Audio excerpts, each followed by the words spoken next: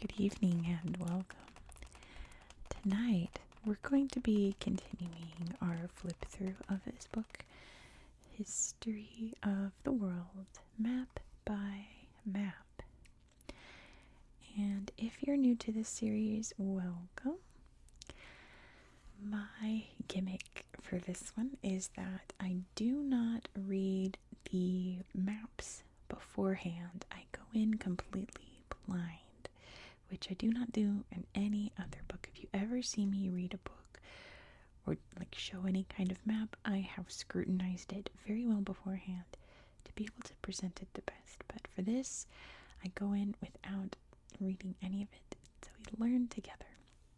And I'm so excited about this one because, as you can see by the title, we're going to be looking at some maps of Africa, Oceania, and the Americas. So the chapter that we're on now is the medieval world, and we've been looking at many maps of Europe and Asia. So we're going to look at all the other continents, starting with Africa. Let's see, first box is up here, the Empire of Aksum. The Aksum Empire grew into a wealthy trading power through its control of the Red Sea trading ports of Andulis. The kingdom's rulers erected huge stelae in the capital, which are columns that probably served as burial markers. Aksum became Christian around 328 under King Ezana. From the 7th century, Aksum grew increasingly isolated as Islamic influence advanced into Egypt. It went into decline. And the Aksumite kingdom, right here, there's Andulis. Next is ancient Ghana. I should say Aksum was 100 to 715. This is 500 to 1200. Ghana had become an important kingdom by about 800 CE, dominating the area around the upper Niger and Senegal rivers. The kingdom's control of the local gold and iron resources enabled it to establish lucrative trade relations with North Africa. However, the Almoravids of Morocco invaded the kingdom in 1060, leading to its demise by 1200. The kingdom of Ghana here is striped. And I bet you're wondering, why is the kingdom of Ghana up here when the country of Ghana is right here? It's because the kingdom of Ghana was known for its gold, and this area has a lot of gold in it. So when they became independent and they wanted to name themselves, they kept the gold legacy, named themselves after Ghana, even though the kingdom of Ghana was not in present-day Ghana. Isn't that interesting? Next is Nubia from 500 to 1500. The ancient Nubian Empire fell under Christian influence in the 1540s with the arrival of Byzantine missionaries. 3 Christian kingdoms emerged as a result: Nobatia, Makuria, and Alwa. Bedouin Arabs, however, pushed south, eventually destroying the Nubian kingdoms and spreading Islam. And Nubia is all right here in the blue. I didn't know that Nubia was Christian for a minute. I guess for a while, huh? How interesting. Then we have Kanem Bornu from 800 to 1380. The kingdom of Kanem was founded around 900 by Kanuri-speaking nomads. Under Humay ibn Salamna, from 1060 to 1080, they settled down and became Muslim. Kanem's power declined in the 12th and 13th centuries, and around 1400 it was forced to move its main center to Bornu by the Bulala people. And Kanem Bornu is here. This was Kanem. This was Bornu. They merged together to create Kanem Bornu. Next is the Songhai Empire, 1464 to 1591. Under Sunni Ali, Songhai conquered most of Mali and established a new capital at Gao. The gold fields of the Niger River were integral to the empire's wealth and power. At its height, the rulers stationed a 200,000 strong army in the provinces to ensure trade was safe and secure. And the Songhai Empire, I believe the Songhai was the largest African empire ever. It stretches all throughout here. In terms of area, at least, the Songhai Empire. The Mali looks really big though, but they kind of merged. Then we have the Kingdom of Zimbabwe from 1220 to 1450. The largest of the early hilltop towns in southern Africa was Great Zimbabwe, a huge settlement with massive dry stone walls. It flourished from the 11th to the late 15th century CE. Its population was around 30,000, and its rulers grew rich on foreign trade, with exotic imports including pottery from China. And Zimbabwe's down there. There's Great Zimbabwe, which, yes, the country Zimbabwe named themselves after Great Zimbabwe. We have the Mali Empire, 1235 to 1660. Mali had its origins in a Mande clan called the Keita on the Upper Niger and became a significant power until its founder, Prince Sundiata Keita. Under its founder, Prince Sundiata Keita, the empire grew immensely rich through trade with the Arab world, and it won fame for all the gold its later ruler, Mansa Musa, carried during his pilgrimage to Mecca. And the Mali Empire, which the country Mali is named after, is all along here. I've always found Mansa Musa to be like a super fascinating person. I hope, fingers crossed, one day for a Mansa Musa movie. I think that'd be really cool. Last, we have the Kingdom of Benin from 1180 to 1897. The Benin Kingdom established itself in the 11th or 12th century. Its territory increased dramatically during the reign of Oba or King Eware, under whom the capital Benin became a large walled town. Benin craftsmen were prized for their skills, particularly in producing ivory masks and bronze plaques, which adorned the royal palace. And the Kingdom of Benin is right here, which the city of Benin is in Nigeria today. The country Benin is right about here. But at one point, the Benin Empire did spread into modern-day Benin, so when they got to name themselves, they named themselves after this empire. Let's read all the little things. Let's see, we have up here in Tagaza, circa 1000 to 1240, the rulers of the Ghanaian Empire used slaves to mine salt in the city of Tagaza. That's right. Looks like these mean salt here. Gold, what does blue mean? Ivory. What else? Red is spice. And the chains here are slaves. I think that's all of it. The red is copper. Okay. Wait, I thought that was spice. I guess spice is up here. Interesting. 989 CE, Sankore Mosque is founded in Timbuktu and becomes the heart of the city's university, a center of education and learning. There's Timbuktu.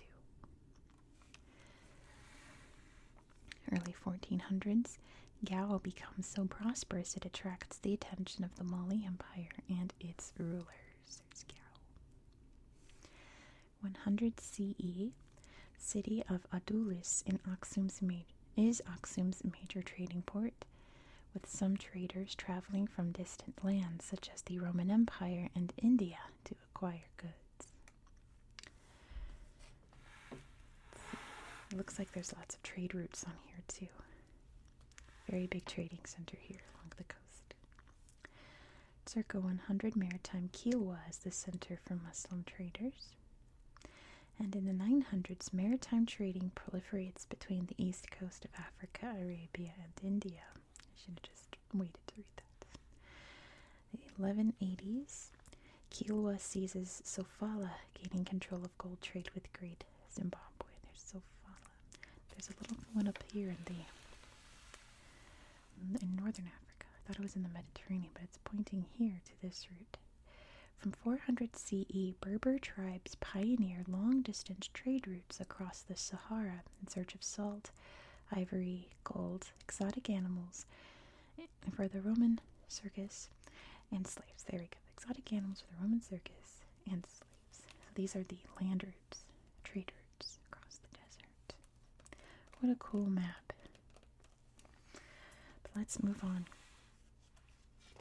to what I assume is going to be another cool map. There's Mansa Musa traveling to Mecca. See, I want this movie. This is about the Polynesians. Let's see what it says. Slide it over here. Origins and early migrations circa 4000 to 1400 BCE. DNA evidence indicates that the Polynesians originated somewhere in Southeast Asia, probably in Taiwan. Their migration southward began around 4000 BCE. It remains uncertain whether they moved slowly, spending long periods in areas such as New Guinea and absorbing the indigenous culture, or whether they migrated rapidly, possibly reaching Tonga as early as 1400 BCE. My goodness, I didn't know it was that old. I figured Tonga would have been around like the 400 CE. Then we move on to the Lapita culture, circa 1500 to 1000 BCE. That came up in trivia the other day, like 2 weeks ago, when the answer was the Lapita, and someone said, so are the Lapita. And all I could say is, like, think Moana. That's Lapita culture. From 1500 BCE, settlers from the central Philippines spread a new type of pottery. Red glazed and often decorated, it was the product of what is now called the Lapita culture. The Lapita people engaged in long-range trade, especially in obsidian, which was prized for the blades it could create. They spread eastward, reaching Samoa by about 1000 BCE, and are considered to be the immediate ancestors of the Polynesians. So anywhere you see this little pot, that's a Lapita pottery site, and the stones here are the obsidian sources, which is volcanic rock. If we look down here, there's a bunch of pots up here, and it looks like the Solomons here. Bunch down in Fiji, looks like in Caledonia. Where's the obsidian? Looks like little rocks. Okay, so here on New Guinea, the islands here. Looks like over here, what is that? Nutapu Tapu? Not sure what islands they belong to. But yeah, obsidian. Oh, right here too. So around the Solomons, New Guinea area.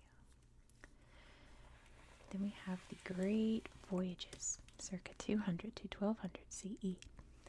The Polynesians sailed huge distances, often against prevailing winds and currents, without navigation aids.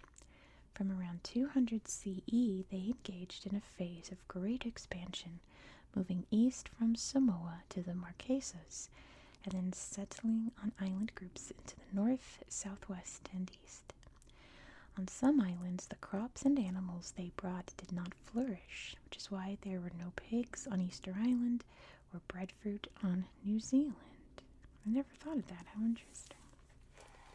The settlement of Tahiti, circa 600 to 700 CE. The Polynesians reached Tahiti around 600 CE. The society that they founded there became layered, with classes of chiefs called Ari'i, lesser chiefs and landowners called Ra'atira, and commoners, or, what's that say? Manahune, that did not intermarry.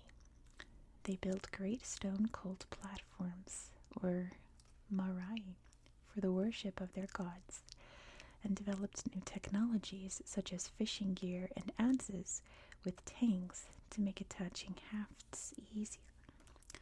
Wow, a lot happening on Tahiti. I haven't done any videos about Tahiti because it's part of France. So eventually I'll get there, but like when I was covering France, I didn't really cover the history of Tahiti. But I had to read into that. How interesting that like their culture is like significantly different from a lot of other islands. Maybe this one too, Easter Island, circa 300 to 1500 CE.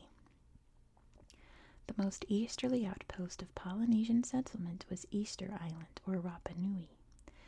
After reaching there around 300 CE, the Polynesians built large stone platforms and then enormous cult statues called moai. Overpopulation, the effort needed to make the moai, and severe depletion of natural resources led to war among the islanders, toppling of the moai, and eventually collapse of the island's population. You can see Rapa Nui is way over here, and there's the moai statues, which I feel like everyone knows what those are. That's not by name, they're by sight. Then we have the settlement of New Zealand, which was circa 1200 to 1400 CE.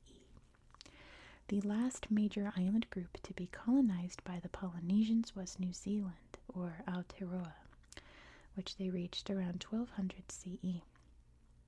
The initial settlement was on North Island, and the Maori, as the Polynesians of New Zealand became known, were able to supplement their diet with moa, which was a flightless bird, and shellfish that were abundant there. Of course, there's New Zealand, there's North Island. Let's see these maps. So cool. So I talk all the time about Polynesia, Micronesia, Melanesia, right? I feel like this map is... These colors do not line up with these. But let's get into it. So Polynesia is all of this here. And I would say Polynesia is like the tiki, the moai kind of cultures, like South Pacific, Hawaiian kind of thing. And Melanesia is more of that Torres Strait Islander, New Guinea, very tribal culture. The people typically have much darker skin than the rest of the people of Oceania, and very, very distinct cultures that kind of stayed right around here, whereas Polynesia, spread. And then there's Micronesia up here, which this culture has been so saturated with Western influence that it's basically a Western island kind of culture. Hawaii is almost like that, but this is even more so. They're kind of the etc. Let's see. This area, see the stripes? This is area where breadfruit was cultivated. Isn't that interesting? Massive. I guess that's the only place where it would go. Maybe it's an equator thing. Let's read all the little boxes. This map is so cool. I don't see a lot. 200 CE, the use of pottery in Samoa ceases. I wonder why. I guess they just moved on. Circa 200 CE, the Marquesas Islands are settled from Samoa. There. 1200 CE, the Polynesians erect monumental stone statues on Rai Vavai on the Austral Islands. Then in the 1770s, most Moai statues are torn down as Easter Islanders replace the Moai cult with that of the Birdman. I've never heard of that. Oh my goodness, I've never heard of this. I wonder. And I feel like there's like around 40 to 80 statues today. That's a lot of statues.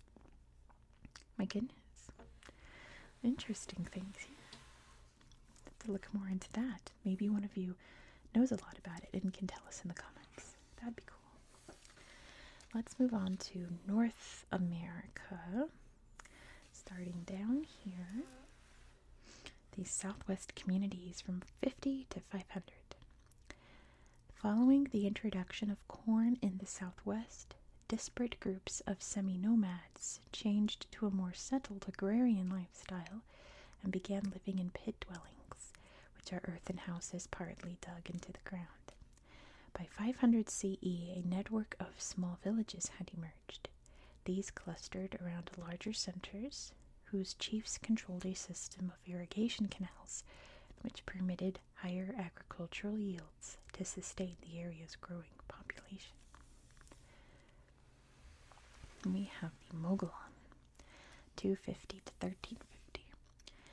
Small hamlets comprising several pit houses made up the earliest Mogollon villages. Settlements were built near mountain streams or along ridges, offering defense from raiders. The Mogollon made distinctive red on brown ceramics with intricate designs. A subgroup of the Mogollon culture, the Mimbres, made pottery with beautiful black on white geometric patterns. Their area of influence is along here. I wonder if these are all mounds. Where's the key? Yes. Cultural and temple mound sites are all the little mounds here. The Hohokam, 300 to 1450. Between 1100 and 1450, the Hohokam people built a settlement in Snaketown, featuring a series of large mounds. The settlement was home to about 1,000 people and also had 2 ball courts, similar to those of Mesoamerican cultures, from whom they imported exotic products such as copper bells and macaws. No way, they had macaws here? That's wild. So it says it's blue. So over here, there's Mesa Grande, famous archaeological site today. How wild that they traded with the, like, what's now Mexico, Central America, Guatemala-ish people, and took some of their culture and animals. Wow. Because these are trade routes here. These dotted lines. Chaco Canyon, 700 to 1500. The peoples of the... Wait, hold on. So this isn't the Mogollon. This is... Okay, that makes more sense. Because I was like, I didn't know they were way over there. This is the Mogollon cultures. Here. Mogollon. Okay. That's what happens when I don't read beforehand. Chaco Canyon.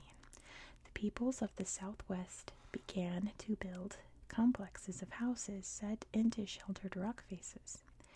The ancient Puebloans constructed towns, notably at Chaco Canyon, with an extensive road network connecting them.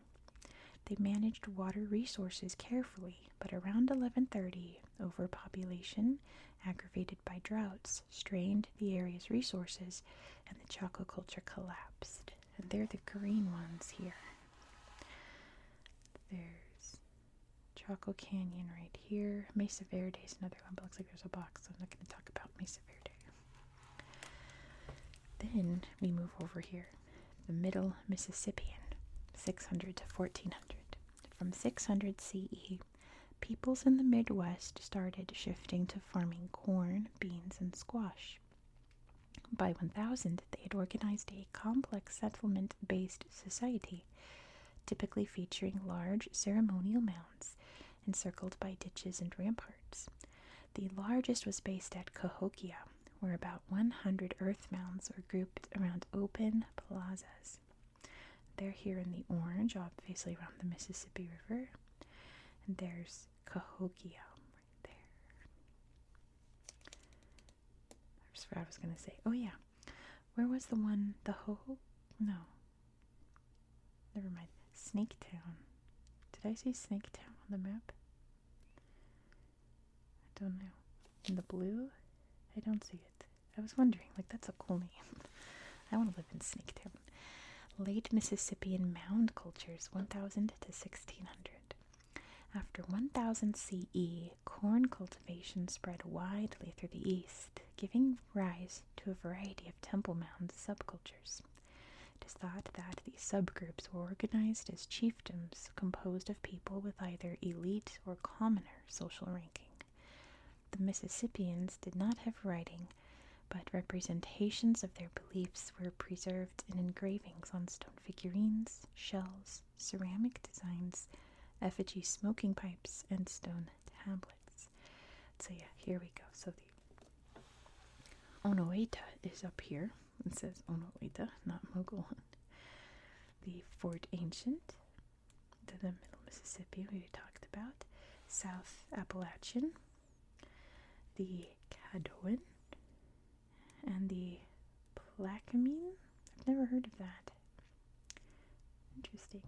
Plaquemine? Maybe Plaquemine. I don't know. I've never heard of that. I wonder if it's because it's Louisiana, it's Plaquemine, because it's more French. I don't know. Let's read all these cool boxes here. Starting way over here.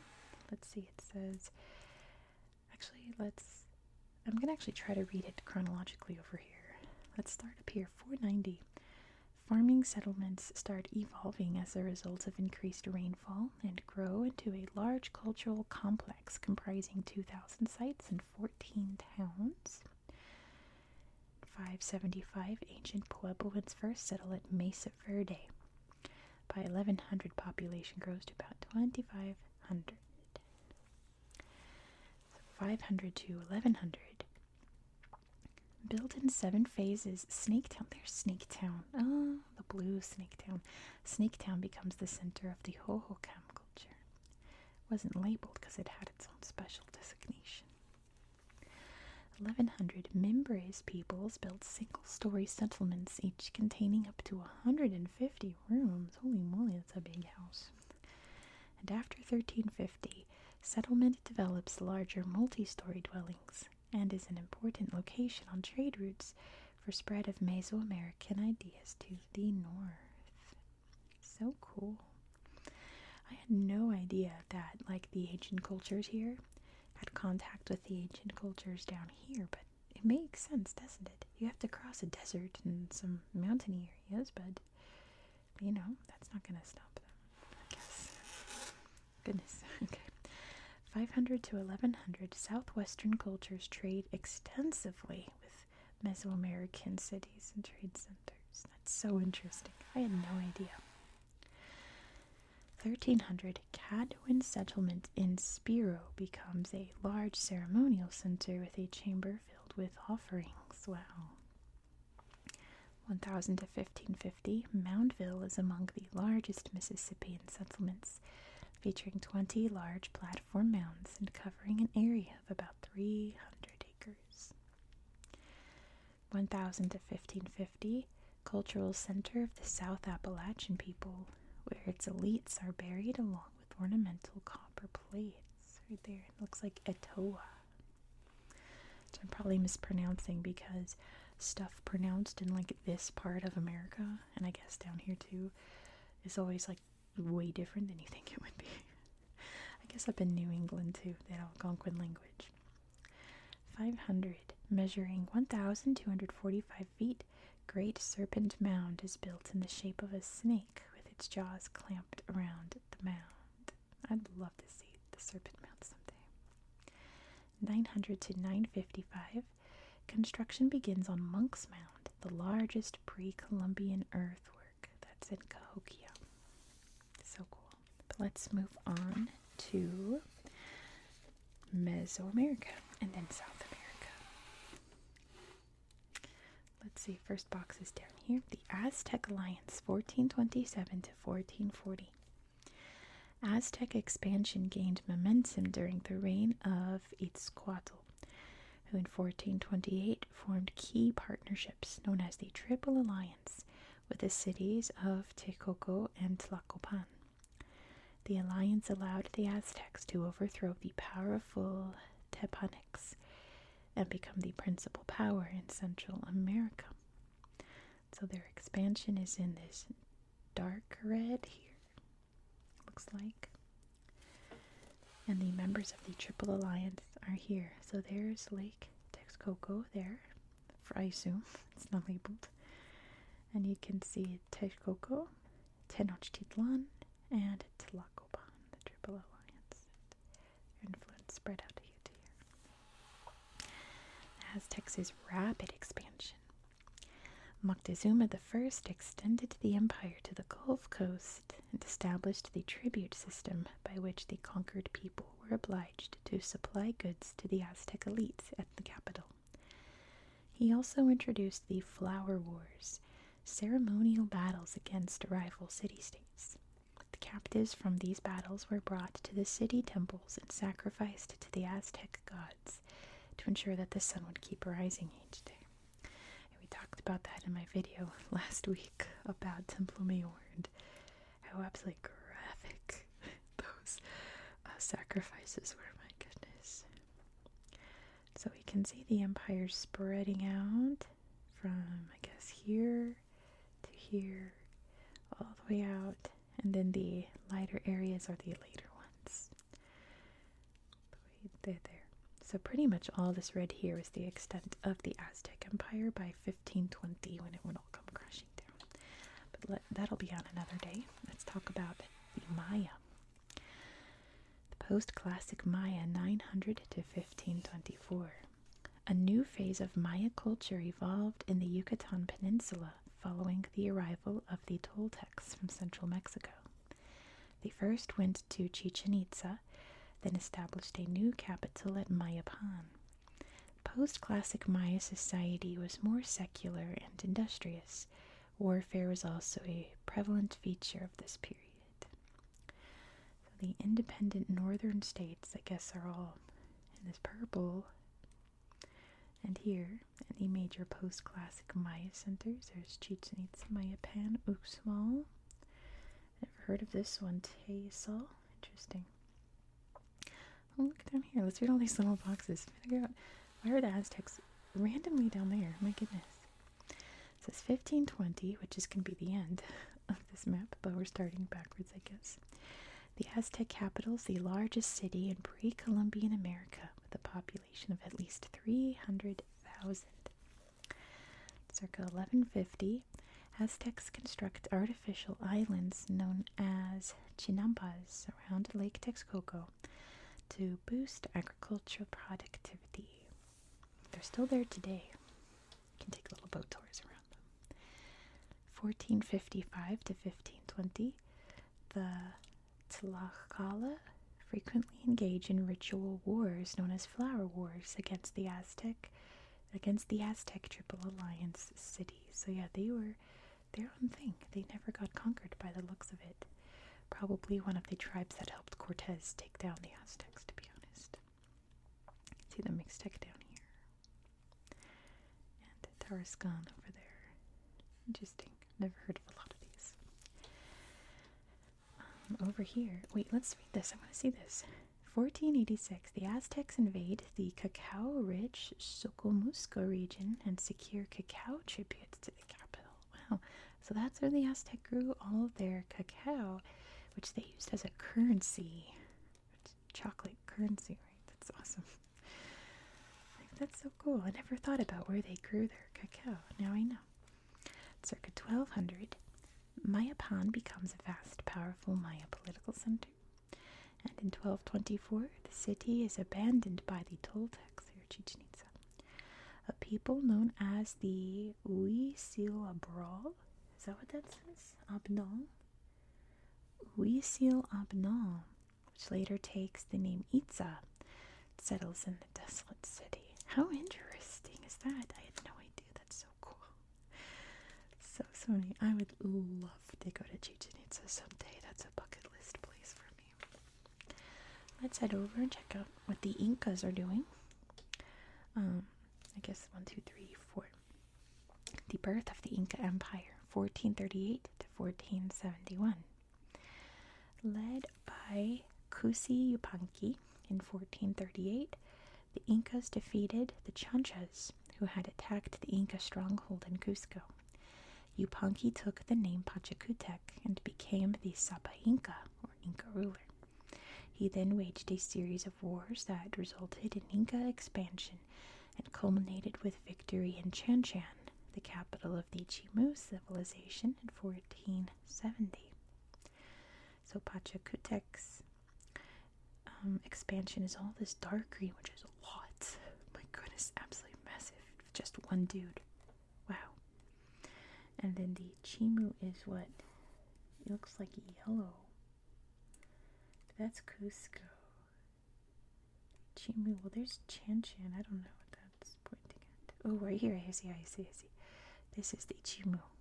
And there's Chanchan. Inca capital, 1250 to 1525. The Sapa Inca ruled the empire from Cusco, which sat at the center of a 12,500-mile road network. That's 20,000 kilometers. The Sapa Inca imposed a realm-wide taxation system, paid in kind, controlled trade, and drew on a large peasant labor force for construction projects. The Inca roads, you can see, are in the red there. I always assumed there was like one major one. I wonder if that's this one, because I know that they're like hiking trails nowadays. You can hike the Inca roads. Looks like they had a bunch, which makes sense, right? They had like a highway system. And expanding south, 1471 to 1525. Under Tupac Yupanqui and Huayna Capac, the Inca completed the conquest of Ecuador and pushed far south into modern Chile. With the prospect of sharing the plunder won in subsequent conquests, male captives often became Inca soldiers, which further strengthened Inca dominance. At its height, the Inca Empire ruled as many as 12 million people. So under Tupac Yupanqui, we have all of the bright green here. And under Huayna Capac, we have all of this expansion down here, which I talked about in some of my Chile videos about why they stopped, where they stopped. But I'm going to stop there because look at this. We've finished this chapter of the medieval world and we're going on to the early modern world, 1450 to 1700. So like when, the world realized it was bigger than it really was, there was a whole other half that each side didn't know about, except for like Leif Erikson apparently. But the connection of the world to 1700. So let's peek. I don't know what's the next map gonna be. The voyages of exploration, doesn't that make sense? Vasco da Gama and all that. Very cool. Does it talk about Leif Erikson? I'm not gonna peek. I don't think it does because it's 15th and 16th centuries. And I think we already had a map about Leif Erikson. Oh well. But thank you so much for watching. If you enjoyed this style of content, please consider subscribing. I'm actually going to be doing a lot more map videos in the coming month. Maybe like 2 or 3 a month, because you guys seem to really love these videos and I have so much fun making them and learning with you guys. We gotta figure out what this Birdman called was on Easter Island. We gotta find out what that is, so I'm gonna Google that right now. But I hope that you found this video to be relaxing and educational, and I hope that you have a good night. Good night.